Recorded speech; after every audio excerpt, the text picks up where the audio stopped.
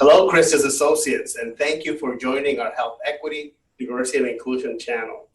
Today, we'll be discussing how our commitment to racial justice relates to our mission of extending the healing ministry of Jesus Christ. I have the pleasure of having with me today two great colleagues that will help us unpack this theme. With us is Angela McDonald. She's our System Director for Mission Integration, and Dr. Sam Bacci, our Executive Vice President and Chief Clinical Officer, which will help us to discuss this. So thank you both for being here with us to help us further understand how our mission relates to our commitment to racial justice. So, Angela, if you don't mind, tell us a little bit about yourself. So I am Angela McDonald. I am the oldest of four. I have three younger brothers. I'm originally from St. Louis, Missouri. My parents were raised in Arkansas. I'm a first generation that did not have to pick cotton for a living. My mom was a high school principal and a full-time Methodist pastor, and my dad was a radio personality all of my life. And we were raised in a middle-class upbringing in a cluster of suburbs in St. Louis, including Ferguson, Missouri. Sure, there's a lot of history there. Dr. Bacci, can you tell us a little bit about yourself? Yes, so a secret about my background is I was born in India. My mom is American. She's a Irish Catholic white person. My dad's an Indian man, and they met in South Bend, Indiana, where my dad went to Notre Dame. My mom went to St. Mary's. They got married in the United States in the 60s, and that was a very controversial thing to do for a biracial marriage. So they took a lot of pressure for that.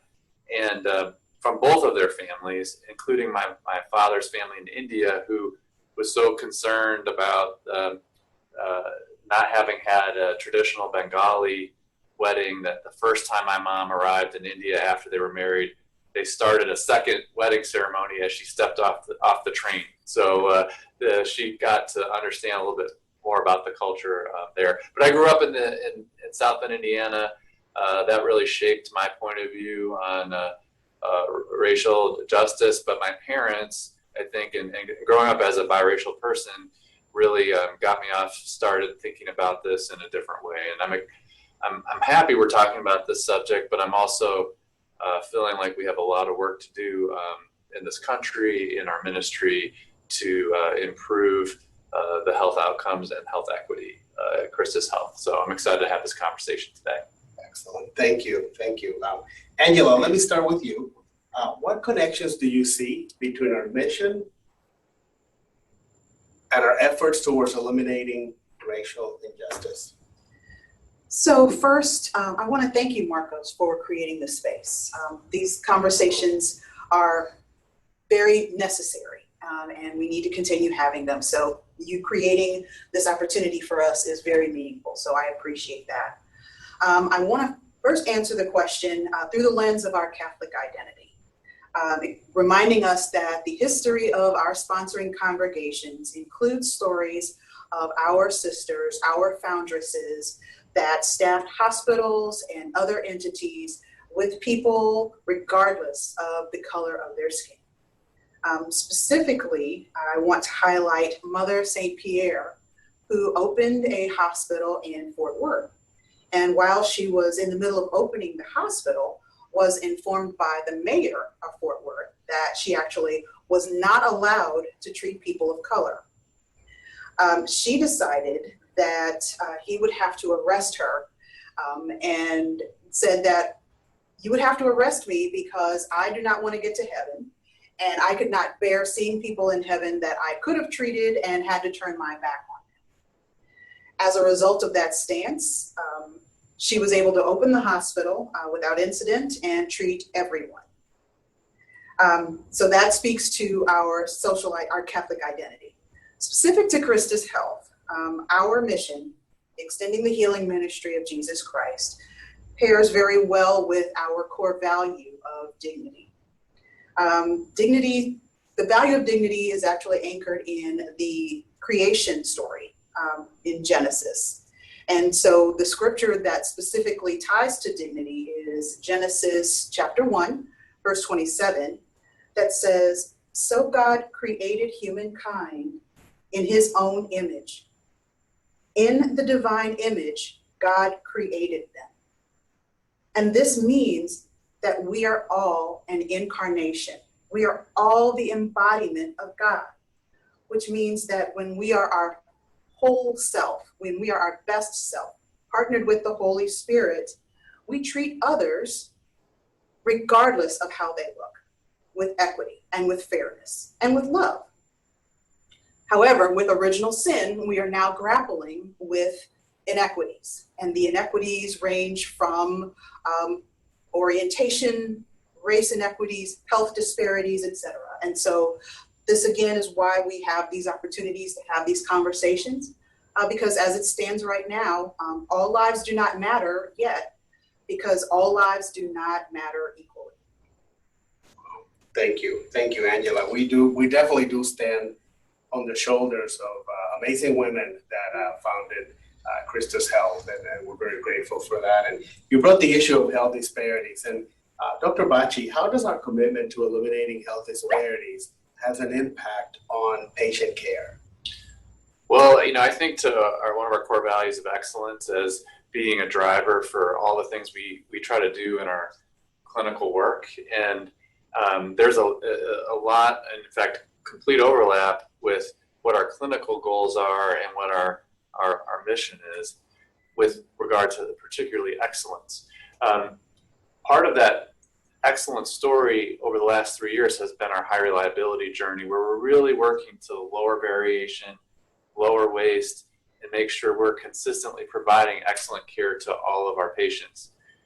However, when we think about how those clinical guidelines, our clinical best practices, and the things that we try to do so patients get the right care at the right place at the right time, it comes down to human interactions between our caregivers and our community members and our patients, and those are just inherently imperfect.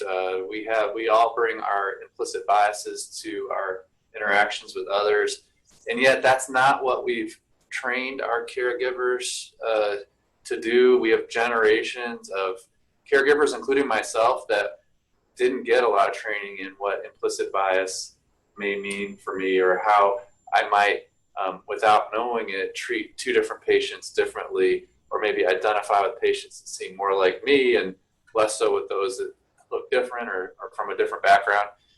And so when the challenge I think we face in bringing this further together so that our clinical outcomes, our health equity, aligns completely with our mission and in all of our ministries, I think comes down to measuring and thinking about how we can see the different impact of our care on our different communities and our different community members. So I think that's the challenge we're working on, but there is alignment. I think we've got people that want to do the right thing for all of our patients. And I know when they see a gap or when they see a challenge, they meet the gap, they close the gap, and they meet the challenge. And so I think for us, as we look at how we can improve, and that's really a high reliability tenet, is relentless focus, not on what we've done successfully, because we've done a lot of really good things, but what we've failed at and what we need to focus on so it doesn't happen again. I think we have a lot of opportunities for improvement. That's great. And we have to be so intentional, and I think we are exactly on that road. So thank you. Angela, how does diversity and inclusion strategies impact our associates? Those strategies are very important to ensuring that the hospitals are staffed with people, clinicians, as well as leadership that represent the communities that they serve. The conventional wisdom is that one cannot be what they cannot see. And so through that representation, it expands the imagination of generations of communities that may have not even considered a career in healthcare because of past barriers based on limited access to education, other resources that were not available, etc. And when I think about expanding the imagination, I think about my parents and how they were vigilant about making sure that despite the fact that they were raised picking cotton from a very young age, they made sure that we graduated with bachelor's degrees debt-free. They said you're on your own with your graduate degrees, but they wanted to at least make sure that we had a start and just help us broaden our understanding of the possibilities. And so, you know, the representation is important. And that expanded imagination is instrumental in showing that anyone, a kid can go into a hospital and think, you know, because I see someone that looks like me, I can provide healthcare. I can be a leader in healthcare and not just be a recipient of healthcare. That's, you know, that's why our intentionality about mirroring the communities that we serve is so important. It's like folks come in our community, our patients, they see themselves in the frontline staff, nursing staff, provider staff, clinicians, administrators, and leaders. And it's like, hey, I can do that as well. I can be that if I wanted to. So thank you. And also make me think a little bit about the mentorship programs and how we can really help folks in that regard. So thank you. Dr. Bacci, how do you also, when it comes to diversity and inclusion strategies, how do you see that impacting patient care? Well, I think the thing that we're seeing as a key strategy for Christus Health and lessening health inequity is really looking to measure our outcomes based on different racial groups of patients at Christus Health. We have not done this historically in our quality outcomes. We've thought about interventions we've brought forward as a tide that lifts all boats, and that any kind of new interventions or resources we bring to bear will benefit everyone. And we certainly have a very diverse patient population in the communities we serve. And so the feeling is because we serve those communities, we're helping those communities. But I'll give you a couple examples. When we've looked at our performance by racial or ethnic group, we found that that's not true, and that actually different racial groups are having different outcomes, even though we thought we were doing the same thing for everyone. The Trinity Clinic realized this was a national problem as other data sources and other reports were coming out about health inequity, and they decided to look a couple of years ago at their primary care outcomes to see if there was differences by race and ethnicity. And they found that African American patients had much lower levels of cancer screening and other primary care interventions that we would have expected, that they'd have really the same levels of performance. And actually, this was in a very high-performing primary care practice. Once they determined that they had that difference, they were able to go and put interventions in place and solve that problem and have much more consistent outcomes in our primary care clinics today. The other aspect I'd say is maternal outcomes. When our states and the federal government has started to look more at the outcomes that women have after they leave the hospital, after they deliver their babies, we found in our communities, not necessarily in our hospitals because we weren't looking at the data this way, but in our communities, women of color, Latina women were having much worse outcomes from a mortality perspective and complications of care perspective. And as we started to get that information, we began looking at our opportunities and have been able to put very specific interventions in place for different communities and are now driving much more consistency of care. But what I've been reflecting on over the last several months is, you know, wherever we've looked or been forced to look, we've found disparities, we've found inequity. And so we can't be waiting to have this information come to us. And so we've decided to now incorporate this type of analysis into every health outcome that we measure. So all of our quality and health outcome measures are now going to be segmented by race and ethnicity. And part of the reasons we hadn't done that, and also looking at age and other demographics to look for disparities, but part of the reason we didn't do that before was we didn't have perfect data. We didn't have perfectly segmented data looking back over the last several years, and we worked to improve the data that we do have.